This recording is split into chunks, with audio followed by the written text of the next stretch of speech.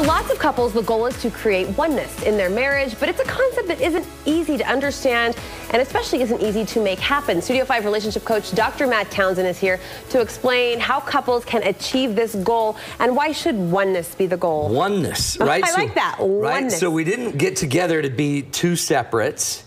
We like our separateness, but we came together to become more as one. So the hard thing is it's a word. All words are just words, right? You got to create the meaning behind the word. And oneness could be harmony. It could be connection. It could be we are whole. It could be harmony. So you're saying it's up to you to define what that means. You two need to decide what oneness means in your marriage. What does oneness mean to you? Oneness means to me that we are together.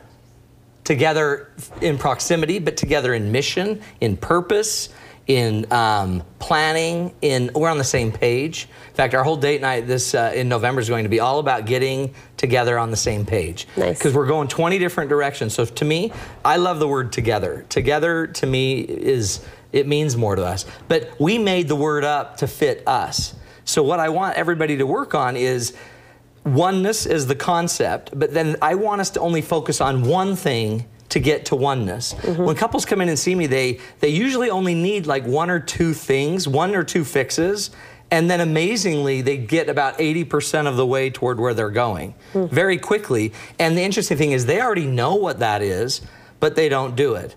So we're gonna give you some ideas today for how to define oneness, and then what's the one thing that can get you 3/4 of the way there. Because you say, again, it only takes one or two things, sometimes small things, to get couples there. So we're defining what oneness looks like for us. You also want us to define what oneness feels like. Right. So I want you to sit down as a couple and have a conversation about what do we want together? What is this concept of being one? What do you want? What do I want? What would it look like? Describe it 100 different ways. One of you will say more sex. One of you might say more time, more connection. You'll have all these interesting words, okay? Then what I want you to do is discuss what it feels like.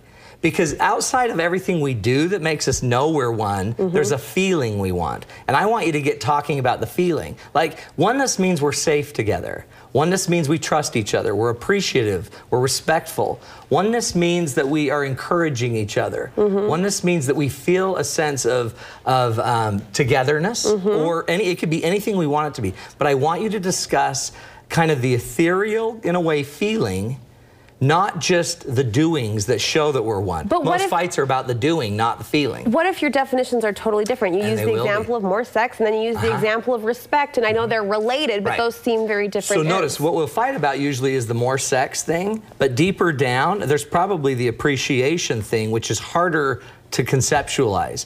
I want you to go a little deeper to those things that are just feelings, that are more conceptual, and I just want you to discuss it. So honey, when you say you want to be appreciated, tell me more what that feels like. Give me examples in your life where you felt it. And I want you to have that discussion. Because once we're talking about that, we're getting actually to something that we could probably work on that one thing. What if we understood that appreciation was our goal, and then we define out of everything, we want that to be the one thing, the one feeling that matters most, is that we both feel appreciated.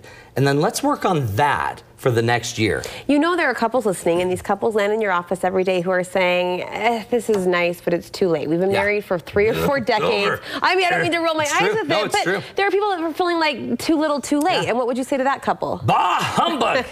I would say bull.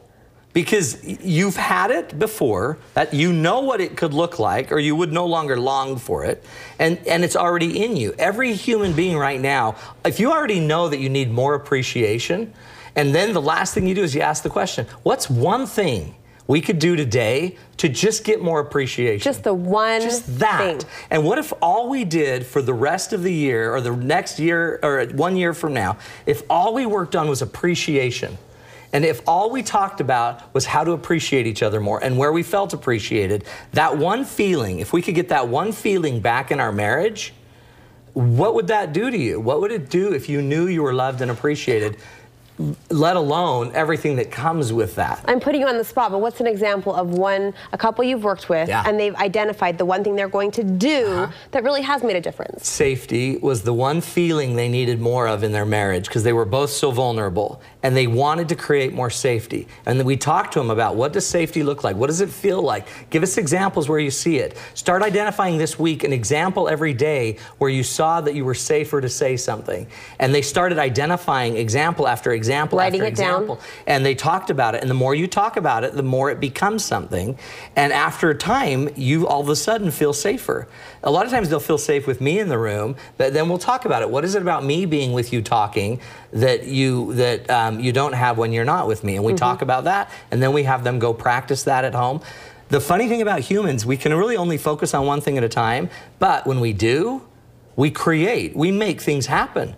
We actually make things happen when we do the one thing, and we do it consistently. So don't multitask in your marriage. Don't get too caught up in all the things we fight about, the tangibles. Yeah. Get down to the intangible feeling that we need to have, and then just ask yourself every day, what's one thing I can do today to create more X, appreciation, more respect? And my wife does it, and then every night let's just sit down and identify that we did it. Whenever we're succeeding, I promise, one thing.